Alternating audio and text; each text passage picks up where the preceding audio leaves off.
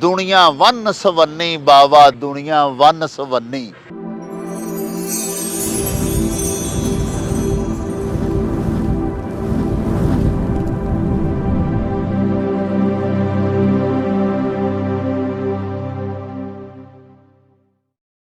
प्यारे वेखन वालिओ, रुत बड़ी नशीली बनी हुई है।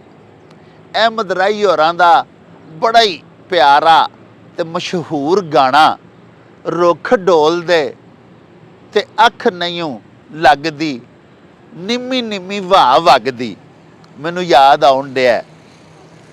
एक बड़ी प्यारी नज़म पंजाबी माँ बोली दी लैके तुहाडी सेवा च मैं हाज़र होया वां। प्यारिओ, शायर लिखदा है भई किसे दे बुरज ते लगी होई है सोन सनैरी पन्नी, कोई विचारा कोठे उत्ते बन नहीं सकिया बन्नी, ते किसे नू चोपड़ियां ने दो दो, किसे नू रूखी खन्नी, ते दुनिया वन सवन्नी बाबा दुनिया वन सवन्नी। ते किसे ने पूजिया हरिद्वारा, किसे ने मन्निया मक्का, इत्थे किसे दे रस्ते विच भी लग नहीं सकिया डक्का, किसे ने मूर्ति पूजी बाबा, किसे ने मूर्ति भन्नी, दुनिया वन सवन्नी बाबा दुनिया वन सवन्नी।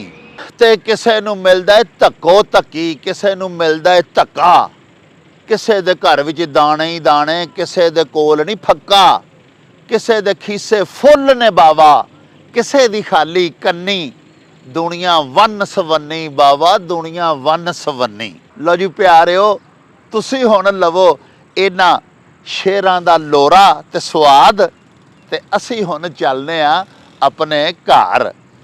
रब राखा ते अल्लाह बेली।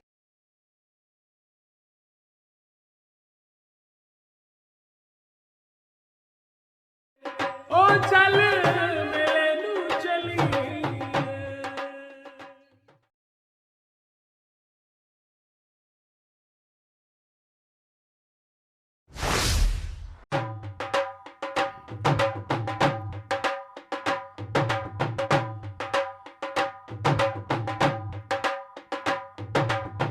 रौनक हो जाऊं चट में, चल मेले नू चलिए। ओ रौनक हो जाऊं चट में, चल मेले नू चलिए। मल्ला कट कुड़दे दे वट में, चल मेले नू चलिए। हाय चल मेले नू चलिए, ओ चल